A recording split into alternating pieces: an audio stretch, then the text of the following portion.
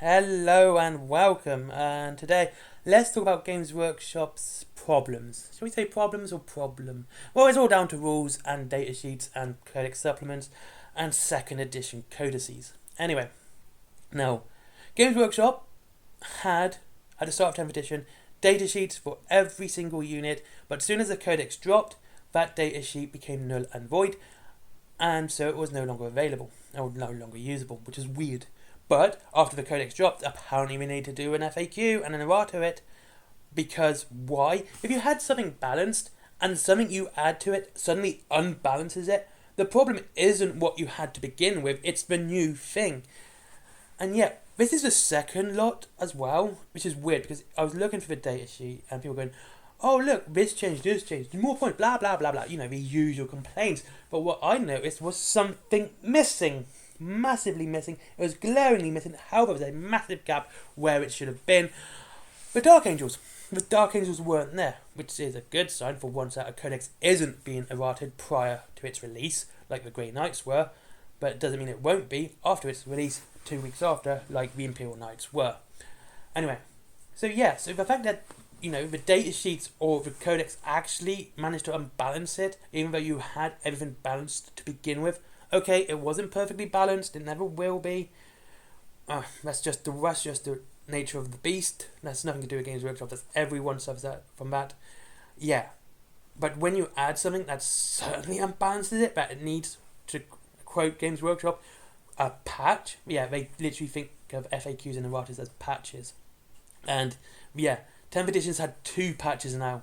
Just so you know, 2 patches in less than a year. That's bad. Even for video game standards, that's horrendous. Most things are patched first time, and then things happen which you may need to patch multiplayer. But yeah, this is just absolutely horrendous. So that's the other thing. Like when you've had to, balance it after a codex drops, or prior to a codex drop as well, which is actually kind of weird as well, because like Dark Angels is just coming out, Tau is just coming out, and already you got to balance it prior to that's release, which means are those books overpowered or underpowered that this needed to happen before they even were dropped?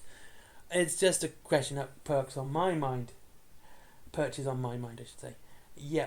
Anyway, so that's like that's the data sheets. Like I said, you had something that was relatively well balanced. You brought a codex, and then it was unbalanced that it needed you to download and have it redone just because of 2 codices, whatever you want to say. Kind of weird.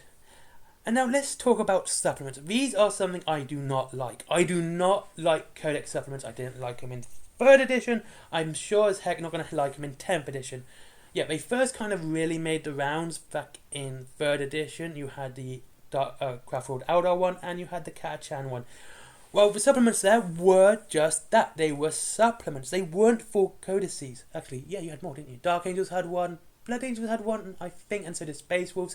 But again, they were more for flavor text rather than anything else. They weren't really there so you could own. If you wanted a Dark Angel army, you didn't need the Dark Angel Codex supplement. If you wanted an Eldar army, you didn't need a Craft World Eldar supplement to play Aelitok. You had a lot of the rules already in the Codex already. This was just to add flavor to your army, make it a bit more flavorful towards Dark Angels. And they also had the added bonus of being a third of the price of the codex. They weren't, £20. It was a £5 book. I still have my Craft World Elder one from way back when. I still have that book and I still read it from time to time. It's got some good lore in it as well, actually, which is nice to see some of that lore coming out now. But now, if you want to play Dark Angels, you need a Dark Angel Codex supplement. You need and the Codex Space Marines. Let's say you already have a rulebook. Okay? So straight away you're spending about 50 quid, over £50, just to play a Dark Angel army. An army which, if you get the Combat Patrol box, is going to cost you, that's £150 to play a game straight away. Just as well, it's just ridiculous because that's the price of a starting box. That's twice the price of many most Mantic starting boxes. No, they're £95. It's just, basically, it's over the price of a starting box, except for Horus Heresy, which is £185. Just to play your army and have the most basic standard army to go with it. And I'm glad many Games Workshops I go to, Warhammer stores I go to, will never ever say get the Combat Patrol Tyrannid or Space Marine.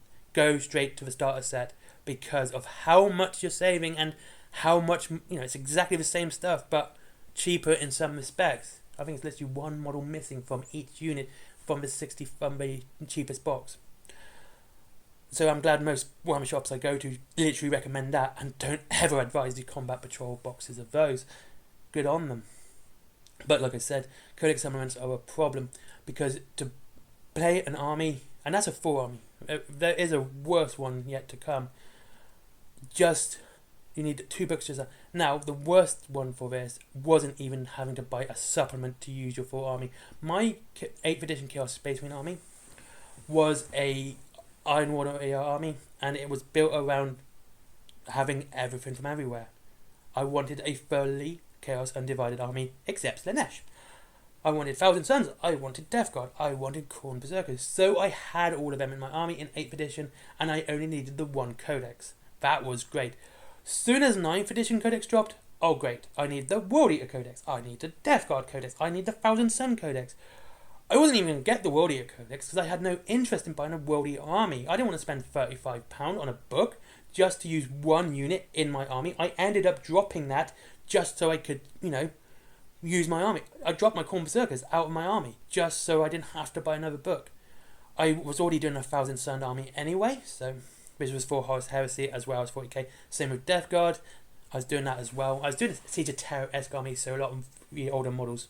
The more 40k models, not the Horus Heresy models, were appropriate within the lore. So yeah, so I didn't need. So I was gonna get the other codexes anyway because like I was doing Death Guard and Thousand Suns anyway for 40k and Horus Heresy, but I was not gonna buy a World Eater codex just to use 1 unit in my army, 1 unit, and that's it. And that's to me that's a level of disgusting I have yet to see. Imagine any other company did that. Imagine EA did that. Oh, you want to use this one character in your game. You want to use this one character? Yeah. Okay, you've used him in your previous game, like let's say Mass Effect, right? You use in Mass Effect 1, you use in Mass Effect 2. Oh, you want to bring him over to Mass Effect 3. Now you have to buy obviously you're going to get Mass Effect 3, but you have to pay for him. You have to spend 20 quid just to use him, even though he's been a character in the first 2 games, and you want to bring him over into your crew. I know how Mass Effect works, and I know you got to find them. This is an example. Anyway, and you're like, hey, wait, why am I paying for him again? I don't have to pay for him. I've used him twice. Why isn't he already acceptable? Why have I had to use him in this edition? And same with the the Chaos affiliated traitors. The Death Guard Siege and all that.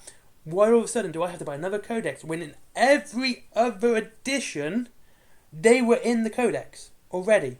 Now demons have been kind of in and out of codices for a while. They didn't really make a turn up in the 9th edition. They were kind of in 8th edition. Sorry, yeah, they were kind of in 8th edition, and they come and go. Like you could use the minor ones like Plague Bearers, Urglings, Pink Horrors, etc. They were kind of a thing you could use. Back in 5th edition, they were minor demons and greater demons, and they were demon packs basically. They weren't really demons, and because 5th edition you finally got your codex for your demons. But they were there, and you could use them in a very much a smaller role. So that was one thing, but you didn't have to buy a full codex to use them. You had basic rules. But apparently, when 9th edition dropped, that's it. Everything was stripped away. You couldn't use demons in your Death Guard. You couldn't use demons in your Thousand Suns. Even though Thousand Suns were very fun of using demons. Same with Death Guard. They liked using demons because they spread disease for Nurgle. But no, you had to buy 2 codexes to just use your demons. Now, if you wanted to do, demons in your Chaos Space Marine army, let's say you're doing Word Bearers, so you would want to use demons, you want to use every single form of Chaos Space Marine, and Chaos Space Marines, that would mean 3 different books you would have to buy just to play your Word Bearer army. I mean, honestly, I think that serves you right for playing Word Bearers, but still, it's not right to have to spend over £115 on a codex just to play one army. Okay? And just to add to this point, 8th edition actually did something kind of well, which I can't argue with, but they kind of screwed it up as well. Codex Harlequins was its own thing, and it was a decent codex. It's actually quite good, but it was also the cheapest codex. I believe it came out at around about £25. It was a full codex. However, Custodes is not much bigger, and that was the same price as a normal codex. So it's like they knew they could price something down just for an army, price the codex down due to its weight, but for some reason they only did it once and they never did it again, which is fucking weird, to be honest with you. Oh no, actually, tell a lie. Codex Space Marines was the most expensive one during 8th edition, but everything else was cheaper than that because it was so thick. And then it all went up to the price of the Codex Space Marines in 9th edition. I mean, some were worth it. Something like the Codex Aldor was absolutely worth it. It was a hefty term. It's a great codex. But things like the World Eater Codex, which was no bigger than a supplement, actually was the same size as the Space Wolf supplement, having the full price. People go, "Oh, it's a full codex. You can pay for it." No. That's irrelative. That's not right. If something is less than a third of the size of another thing, you expect us to pay less for it. You don't expect us to pay the same thing. Why would I buy a World Eater Codex at 88 pages when I could buy the Eldar Codex at almost 300? I think it was like 300 pages. I know it's a hefty house tome. It's really thick. It's the size of the Space Marine one as well. Anyway, why would you do that? That just seemed silly to me. Especially that it's just a very small. It read and looked nothing more than a supplement, but you were paying full codex price. Now, finally, for this video, because honestly, it's getting me agitated, and it's something that campaign books. Right, campaign books are fun. They're fine. They're fun and they're fun to use, fun to read. They always have lots of lore in it, and they're interesting. However, this is where the last problem comes in. Right. Certain units end up being updated or given new rules in a campaign book. Big example of this was during the 8th edition with, I think it's Pariah. I can see it right in front of me. It's either Pariah or... no, it's probably Phoenix Rising. Anyway. Oh, well, Pariah works too, actually. Where you would have Fabius Bile or, Howling Banshees. You'd have the Codex, but you need the new updated rules for those. For the Aspect Rules. So that's 2 books you would need as well. I mean, not many people actually cared about using the campaign books, but I can see in a more tournament and more official manner, yeah, you would need a campaign book just for your army, even though you didn't want to take part in that campaign. And the same is going for Horus Heresy now. Like, if you want to use certain models. Like, if you want to use a new Volgrim model, which still, for some reason, had no 40k rules. Fucking weird, I swear. Anyway, really weird, but no. You can't use the Exemplary Battles book, and you've got to use your Traitor book. Now, again, having to use a second book on top of your book you have already is bad enough. And having it to be not even something that is needed for the game, it's a completely, not temporary, what's the word I'm looking for? Not compulsory, non-compulsory, but I will use it for now. Non-compulsory book, just to have the correct rules for your army is weird. And most of it can be solved by being a free online. And look, I know I complain that almost every single legacy and legendary army is free to download. So if you want to play the old world and you want to use legacy armies, you don't have to buy anything. It's great, right? But it does feel like they're relegating to stuff they don't want to sell and hiding it. That's just my opinion on that. However, it can make all these rules on free online like everyone else. I think we're going to see that soon enough, to be honest with you. I think we're going to see all the rules coming free online. And it'll be great. When they do that, Games Workshop stonks should skyrocket, because people are going to play if they don't have to buy a whole library of books just to use their army. And we're not talking about, allies. Like, if I was to do my Tyrannids and I wanted Genestealer Cults, okay, fine. I'll have 2 different books for it. They're 2 separate armies.